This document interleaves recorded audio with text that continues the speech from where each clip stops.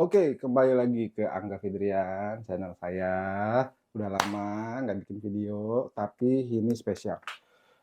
Gua mau cerita kalau gua baru selesai nyelesain buku. Meskipun bukunya belum bisa dicetak, karena kan harus ngurus ISBN segala macam dan lain-lain dan teks too long, terlalu lama. Sehingga gua memutuskan untuk yang udah jadi, udah gua rilis dulu. Nah, gua rilis namanya ketika kelas menengah turun ke jalan. Nah, kalian bisa dapetin di anggapf.com. Langsung di situ gratis, cuma perlu ngisi nama dan email aja. Uh, Nanti setelah itu bakal dikasih linknya, download langsung di situ di anggapf.com.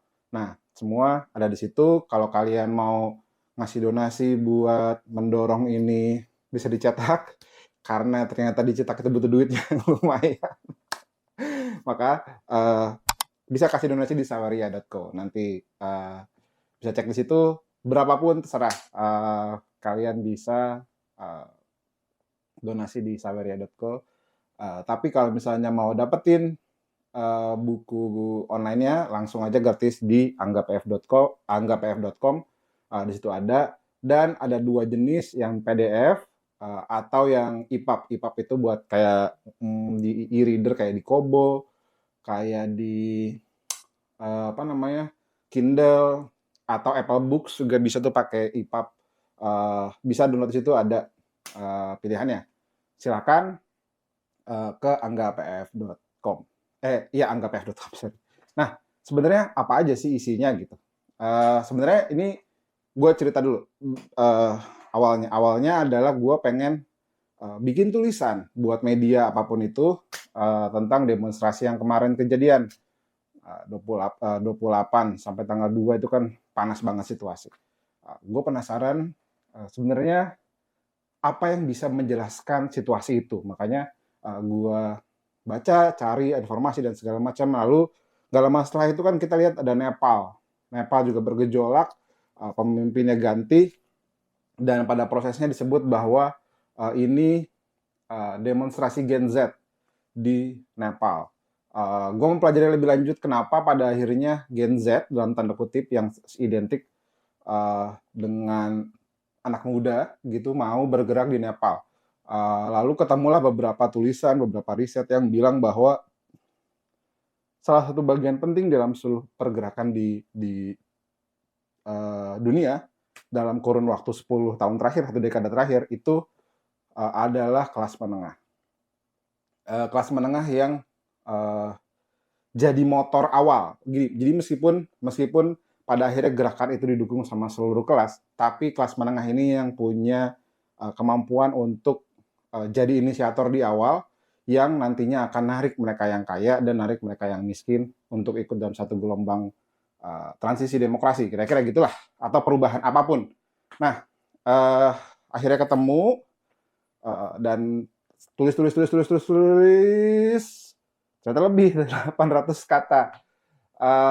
Lalu mulai kepikiran, kayaknya gue bikin buklet awalnya. Bikin buklet, tapi kayaknya tulis aja dulu deh. Tulis, ngambil contoh beberapa negara. Ada Thailand, ada Chile, dan ada London, Inggris. Ketemu, nanti gue jelasin kenapa 3 itu jadi penting. Ketemu, ternyata lebih dari buklet. Ketik, terus dikonvert jadi A5. Karena kenapa jadi A5? Karena kalau buku cetak enaknya A5, jadi ya dikonvert jadi A5. Ternyata awalnya mungkin kayak 80-90 halaman A5. Lalu setelah masukin layout di InDesign, gue nge-layout sendiri, makanya masih gitu-gitu aja. Mungkin sekitar sekarang 70-an halaman something buat dibaca. Ini totally gue ngerjain semuanya sendiri. Risetnya, bacanya, nulisnya, layoutingnya, semua dikerjain sendiri. Karena makanya itu tuh buku yang ada itu belum kesentuh sama editor yang pro. Jadi mungkin ada kesalahan ejaan sedikit, meskipun udah dicari sih, udah di proofread, insya Allah nggak ada. Atau penggunaan Puebi, apa huruf besar, huruf kecil, yang kayak gitu-gitu ya mungkin ada kesalahan, mohon maaf. Atau salah cara ngutip, entah pakai Chicago, entah pakai apa, IPA gitu, ya mungkin masih ada kesalahan. Kesilap, mungkin yang bikin gak nyaman baca, gue mohon maaf juga. Tapi kira-kira semangatnya adalah gue mau cerita ke orang-orang bahwa lu kelas menengah itu daripada sibuk mempertanyakan, sebenarnya itu jadi motor loh dalam perubahan transisi demokrasi. Dan kalau gue menjelaskan di awal sedikit, ini tuh bukan perkara tentang dukung A dukung B, tapi kelas menengah di seluruh dunia itu bergerak tentang dengan reason, dengan alasan untuk membuat negaranya lebih baik. Nah, itu dulu 5 penjelasan sedikit. Tapi berikutnya uh, monggo dibaca, di-download, dan kalau mau mendukung naik cetak, uh, bisa donasi di sawaria.com. Nah, kita masuk ke sebenarnya isinya apa sih gitu. Jadi gua akan mulai membahas tentang kondisi Indonesia yang sekarang. Akhirnya pembukaannya adalah mungkin mayoritas opini gua tentang Indonesia dan beberapa aksi terakhir. Lalu yang kedua tentang penelitian dari Chen dan Swen yang bilang bahwa kelas menengah itu bergerak karena optimism. Dan kalau baca jurnalnya kayak bisa diakses terbuka. Kalau apa namanya, kalau baca jurnalnya, dan sebenarnya di site dikutip juga di beberapa tulisan di kampus-kampus bagus gitu ya. Dia menghitung pakai model matematika gitulah. Gue tidak memperdebatkan model matematikanya karena gue tidak punya expertise di bidang itu, tapi pembahasan dan konklusinya itu menyebutkan bahwa kelas menengah itu bergerak karena optimisme. Kenapa? Karena optimisme, karena dia dapat pendidikan lebih banyak, karena dia punya resource meskipun nggak sekaya orang kaya, untuk melihat perubahan yang lebih baik untuk negaranya. Ini nggak bicara tentang dukung-mendukung sekali lagi. Lalu di jurnal itu dijelasin bahwa uh, kalau orang miskin itu mereka terlalu sibuk sama kehidupan sehari-hari. Jadi mereka harus kerja, mereka harus banting tulang, pulang capek dan segala macamnya gitu. Gimana caranya bisa survive hari ke hari sehingga mereka posisinya lebih pasif. Jadi bukan tidak mendukung, posisinya lebih pasif. Dan pesimis. Makanya di jurnal itu juga dijelasin bahwa teman-teman yang miskin gitu, yang kelas bawah, itu sebenarnya lebih pesimis sama perubahan. Bahwa bagi mereka perubahan itu belum tentu lebih baik. Sama-sama aja, dia cuma ganti penguasa aja gitu. Makanya dia juga di situ juga dikasih kesimpulan, hipotesis bahwa kenapa orang miskin itu tidak akan lebih cenderung mendukung petahana kalau ada pemilu. Itu juga menjelaskan kondisi di Indonesia saat ini gitu ya. Kenapa orang miskin itu lebih cenderung mendukung petahana, karena bagi mereka perubahan itu belum tentu menjadi perubahan gitu. Nah, itu yang menjelaskan tentang kelompok miskin. Makanya di situ juga ada hipotesisnya. Hipotesis gue adalah kelas menengah itu menciptakan inisiator sebuah gerakan perubahan untuk memberikan keyakinan, untuk memberikan hope, harapan kepada yang miskin bahwa hidupnya akan lebih baik. Sehingga mereka ikut ke dalam gelombang perubahan dan jadi tokoh kunci. Biasanya jadi tokoh kuncinya ada di teman-teman yang miskin. Nah, di situ juga dijelasin bahwa ketika orang kaya ikut ke dalam gerakan, ikut ke dalam orang kaya ini melihat sebuah gerakan itu perubahan gitu ya, itu juga lebih pesimis karena biasanya orang kaya itu udah dapat akses ekonomi, dapat akses kekuasaan dan segala macamnya gitu, sehingga mereka ngelihat, oh kalau ada perubahan nanti semua keistimewaan yang gue dapatkan itu akan hilang, kira-kira gitu. Nah, itu yang jadi penting juga. Kelas menengah harus memberikan keyakinan kepada orang kaya bahwa ketika terjadi perubahan, situasi bernegaranya jadi lebih baik gitu. Orang-orang kaya yang tidak bisa bersaing karena ada orang kaya lain yang dapat privilege itu juga mau dukung gerakannya, bahwa ketika kehidupan fair and square, ketika semuanya adil, tidak ada privilege, tidak ada faktor kedekatan sama penguasa atau korup dan segala macamnya, secara orang kaya ini juga akan hidupnya lebih baik gitu. Nah, bukan tugas ya, beban beban sejarah kelas menengah itu arah ke arah sana untuk memberikan keyakinan kepada kedua belah pihak ini untuk ikut dalam gelombang perubahan. perubahan untuk lebih baik hidupnya gitu ya. Karena kita sedang ngomongin transisi demokrasi. Untuk hidupnya lebih baik gitu. Nah, itu yang jadi beban sejarahnya kelas menengah. Ketika gerakan yang diinisiasi ini melebar, memberikan gambaran perbaikan, dua kelompok ini akan ikut dalam gelombangnya sehingga terjadi perubahan, kira-kira gitu. Itu yang dicoba dijelaskan sama Chen dan Swen. Bisa terbuka bisa dicek tulisannya, jurnalnya, dan juga bisa baca di buku gue. Di buku yang ini bisa teman-teman baca di situ. Kedua tentang penelitian yang bilang bahwa di 110 negara, survei di 110 negara, bahwa negara yang paling aktif melakukan demonstrasi dan penyampaian pendapat dan lain-lainnya itu adalah negara high income countries sama low income countries gitu. Middle high sama middle low lah, kira-kira gitu. Tapi ini ada di kelas menengah nih, negara berpenghasilan menengah lah, menengah atas dan menengah bawah gitu.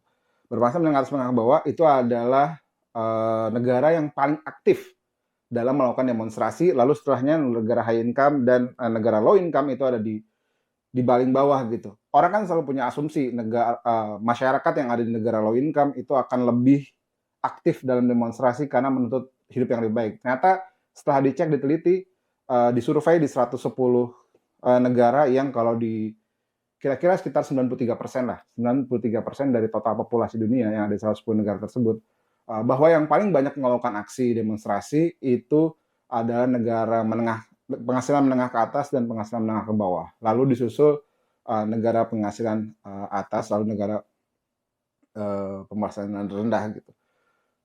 Ada beberapa penjelasan juga bahwa iya karena jumlahnya juga lebih banyak yang menengah, makanya jumlah negara menengah itu lebih banyak daripada jumlah negara kaya dan jumlah negara miskin, sehingga secara jumlah itu lebih besar. Iya, bisa dibilang kayak gitu juga.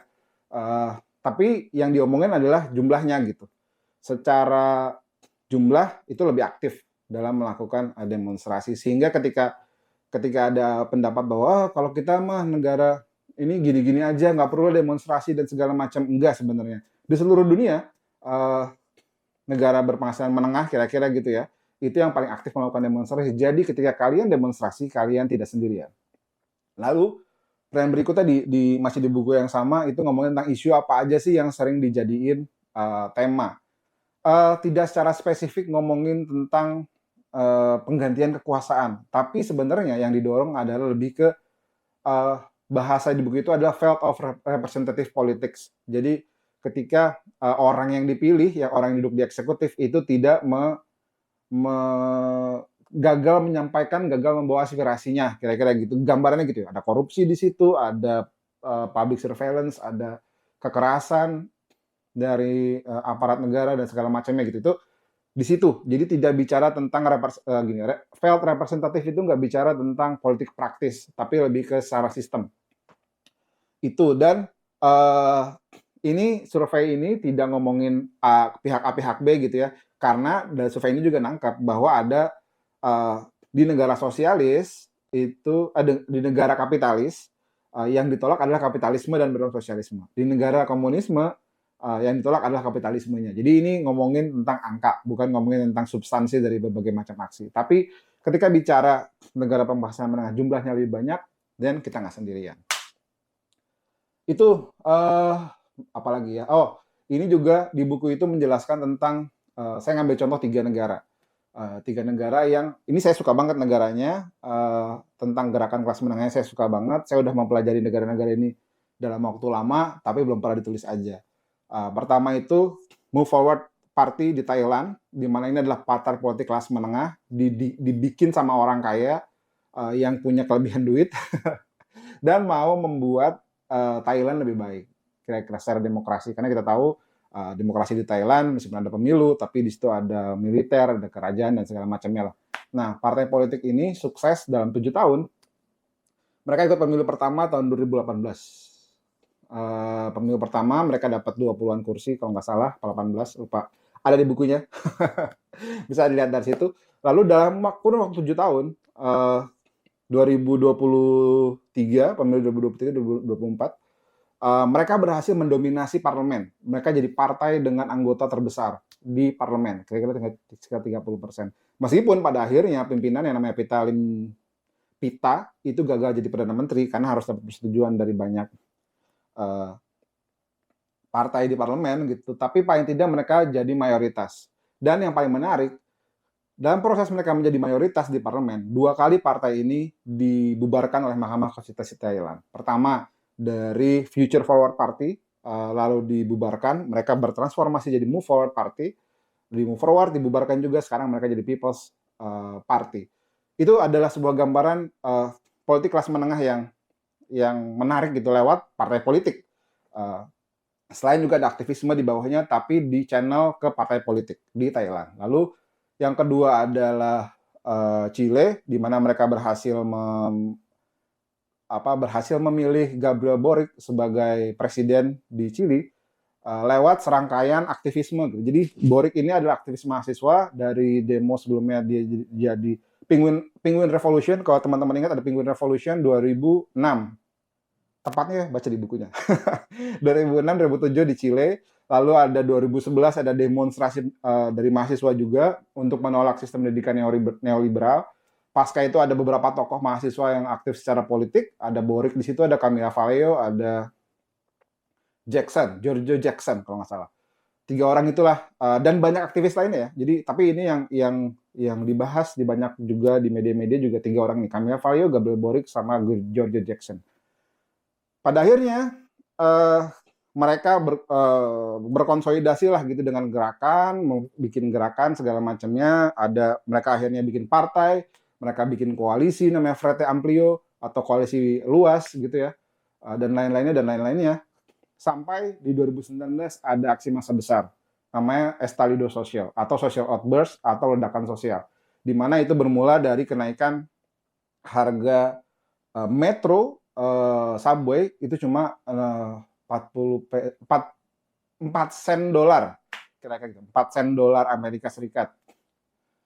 Lalu kan setelah itu muncul ada analisis tentang Chilean paradox dan segala macamnya tentang ketimpangan di Chile dengan secara statistik Chile angkanya besar tapi ada ketimpangan yang luar biasa di sana, dan itu yang jadi tuntutan dari masa aksi di Estalido Social itu. Dan perlu digarisbawahi bahwa Estalido Social di Chile, social outburst di Chile, ledakan sosial di Chile itu tidak dilaksanakan dengan sopan.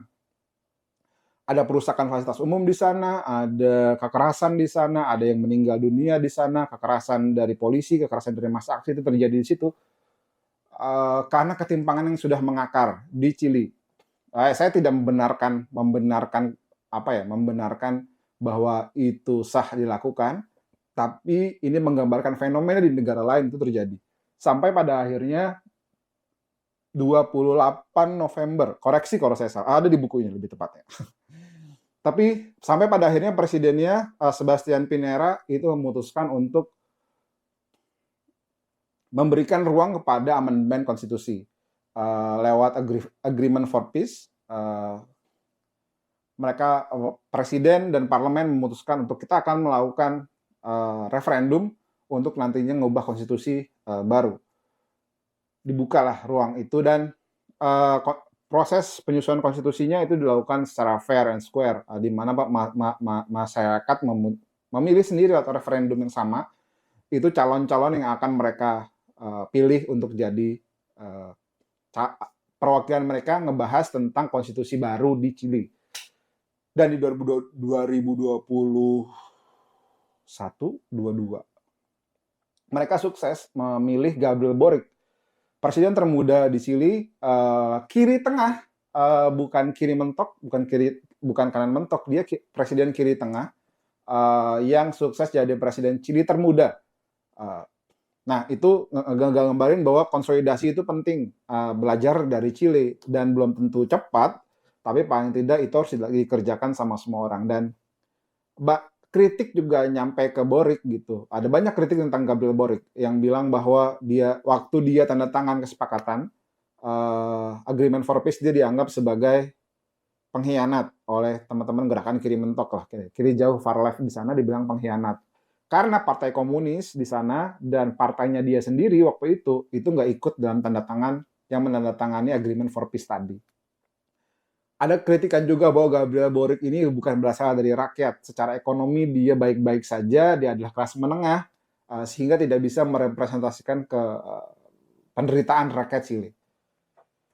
Ya tentu saja dalam sebuah gerakan pasti banyak banyak kritiknya, tapi itu menggambarkan bahwa pun udah konsolidasi dari waktu yang lama, kritik mah pasti tetap ada aja. Terakhir itu gerakan kelas menengah di London yang diinisiasi sama Citizen UK dan London Citizens, di mana mereka berhimpun jadi sebuah gerakan masif yang membawa tawaran politik ke calon wali kota dalam hal ini Sadiq Khan waktu 2016. Dan secara rutin mereka ngelakuin assembly atau pertemuan dengan Sadiq Khan untuk melakukan evaluasi apa-apa aja yang udah disepakati dan achievementnya sampai mana dan lain-lainnya dan lain-lainnya. Dan ini bukan sekedar gerakan karena London Citizen dan Citizen UK mengklaim bahwa mereka punya 200 lebih organisasi yang tergabung dalam jaringan mereka dan organisasinya bayar iuran, kira-kira gitu. Tapi ini ngasih gambaran tentang demokrasi deliberatif yang juga diomongin sama Habermas. Siapa lagi ya? Banyak lah Habermas, aduh gue lupa. Pokoknya yang pasti yang pertama awal itu ngomongin tentang demokrasi deliberatif, itu ada Jurgen Habermas, di mana dia bilang bahwa legitimasi itu juga harus didapat dari publik lewat public sphere. Ruang publik didiskusikan segala macam dan segala macam. Bisa dibaca di situ. Nah, gitu isi bukunya secara singkat. Nanti teman-teman kalau penasaran bisa baca di buku saya di www.anggapf.com, bisa download dari situ. Gratis, free, tidak bayar. Silakan akses sebanyak-banyaknya, disebarkan juga silakan. Dan sebenarnya rencananya saya tuh mau nerbitin buku cetaknya. Nah, buku cetaknya itu akan ada beberapa tambahan bab lah kira-kira gitu ya. Pertama ngomongin K-pop dan kontribusinya terhadap perubahan politik di berbagai negara. Ada beberapa contoh negara yang secara signifikan memperlihatkan peran K-pop fans atau fans K-pop gitu ya di media sosial, dalam nggak cuma di media sosial, mereka juga secara aktif ngelakuin organisir di lapangan. Tapi ini penting buat kasih lihat fenomena tentang K-popifikasi ini. Lalu ada juga tentang game teori untuk perubahan Indonesia, kira-kira secara kalau mau berubah tuh Indonesia harus kayak gimana sih gitu. Ada dari Michael Przeworski ngomongin yang dia bikin lah ada perubahan di Amerika Latin dan di beberapa negara Eropa Timur, gimana sebuah negara mau berubah tuh kira-kira harus seperti apa sih masyarakat di dalamnya. Dia bikin model game teorinya, nanti bisa tonton baca juga di situ. Nanti ya kalau udah cetaknya keluar. Dan ngegambarin 3 negara yang juga baru-baru ini melakukan transisi demokrasi, yaitu Sri Lanka, Bangladesh, dan Nepal yang fenomenal kemarin. Tapi karena Nepal ini masih jalan prosesnya, jadi kita perlu lihat gitu ke depannya seperti apa. Karena kalau misalnya Bangladesh pasca Hasina mundur, itu secara ditunjuklah Muhammad Yunus untuk memimpin transisi demokrasinya. Kita tahu Muhammad Yunus siapa. Lalu di Nepal juga kemarin ada ditunjuklah mantan Mahkamah Konstitusi atau Mahkamah Agung ya, kira-kira gitu, yang memang secara track record itu anti korupsi dan segala macam untuk memimpin transisi demokrasi di Nepal. Tapi kita perlu lihat lagi karena yang Nepal sih belum ada tulisan jurnal yang bisa jadi referensi. Bangladesh sudah ada, Sri Lanka udah ada, udah nemu lah. Tapi nanti kita cek baca dulu karena belum dibaca. Tapi kira-kira gitu. Itu buat buku cetaknya. Jadi kalau teman-teman tertarik, tunggu aja. Semoga teman-teman tertarik untuk baca. Tapi kenapa buku ini penting? Menurut saya kenapa saya nulis dan kenapa ini penting. Menurut saya teman-teman kelas menengah di Indonesia tuh harus juga paham dan mengerti dan tahu bahwa apa yang dia lakukan itu penting di negara ini, di Indonesia ini utamanya gitu. Bukan cuma secara ekonomi, karena di tulisan saya juga ngasih lihat bahwa Kepala BPS itu bilang bahwa powernya kelas menengah tuh tinggi lah dalam konteks purchasing power gitu, konsumsi. Tapi secara politik juga penting gitu.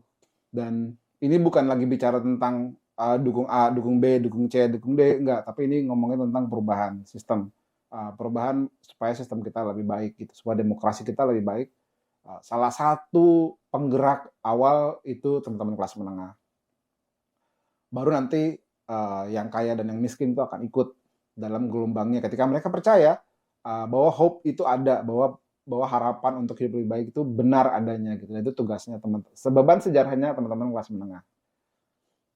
Lalu mungkin buku ini juga kalau teman-teman aktivis yang sudah ada di gerakan masyarakat dalam waktu lama atau peneliti yang sudah dapat faktanya lebih dalam, pasti nggak akan ini juga sama baca buku ini, nggak apa-apa karena memang yang saya pengen sampaikan adalah ke teman-teman yang uh, belum tahu tentang gerakan bahwa mereka tuh sebenarnya penting gitu, sehingga ini memang buku yang bukan ditujukan untuk jadi referensi akademik, cuma buat dibaca aja buat nambah pengetahuan gitu. uh, gitu kira-kira teman-teman, semoga bisa baca, semoga bisa tahu sebenarnya apa sih yang harusnya kita kerjakan sebagai orang Indonesia dan sebagai kelas menengah, karena ini yang paling penting bahwa kelas menengah itu adalah pihak yang tidak dipikirkan juga sama masyarakat, sama Presiden Chile, dan tampaknya di Indonesia juga sama. Teman-teman kelas menengah itu adalah teman-teman yang secara ekonomi dia bukan orang miskin, sehingga mereka nggak bisa dapat program dari pemerintah, mereka nggak bisa dapat bantuan langsung dari pemerintah. Tapi secara ekonomi dia terlalu kaya untuk dibilang miskin, terlalu miskin buat dibilang kaya. Makanya secara power politik dia juga nggak signifikan amat kalau sendiri. Sehingga pemerintah nggak tertarik nih buat ngebelain langsung. Yang pasti yang dapat keistimewaan dari pemerintah itu adalah orang kaya. Tax amnesty misalnya dan segala macamnya, investasi dan segala macamnya. Itu dikasih buat orang kaya gitu, orang yang punya power ekonomi yang kuat, sehingga bisa dimanfaatkan dan nanti baik secara positif maupun negatif oleh negara. Nah, kelas menengah ini dibiarkan untuk bertarung sendirian di pasar. Mereka susah dapat rumah, karena di rumah mereka nggak dapat program apa-apa. Mereka kaitan sama sembako juga harus beli mekanisme pasar. Pendidikan juga sama, segala macamnya lah kira-kira gitu. Mungkin yang bisa dirasakan manfaat yang bisa dirasakan langsung sama kelas menengah adalah transportasi umum aja. Karena itu melepaskan semua sekat kelas di antara kita gitu. Kalau pendidikannya mau bagus, ya harus ke sekolah swasta yang mahal. Mau dapat sekolah negeri yang gratis, harus bersaing nilai. Kalau orang miskin, ada afirmasi dan segala macamnya. Ini bukan untuk mendiskreditkan orang kaya dan orang miskin, atau menciptakan segregasi kelas baru, bukan. Ini buat kasih kenyataan aja buat teman-teman kelas menengah yang ada gitu, bahwa kita harus jadi inisiator dan harus berteman sama yang kaya dan yang miskin, sehingga mereka nantinya bisa gerak sama-sama untuk mendorong perubahan negara ini jadi lebih baik. Kalau nggak korupsi, kalau proses pengambilan kebijakannya benar, kalau wakil yang kita pilih adalah wakil yang benar membawa aspirasi kita di DPR atau DPRD, insya Allah hidup kita akan jadi lebih baik. Tapi kira-kira gitu teman-teman. Semoga teman-teman bisa ikut baca dan dapat gambaran secara utuh sebenarnya kita harus ngapain sih di Indonesia ini. Anggapf.com. Terima kasih. Sampai jumpa.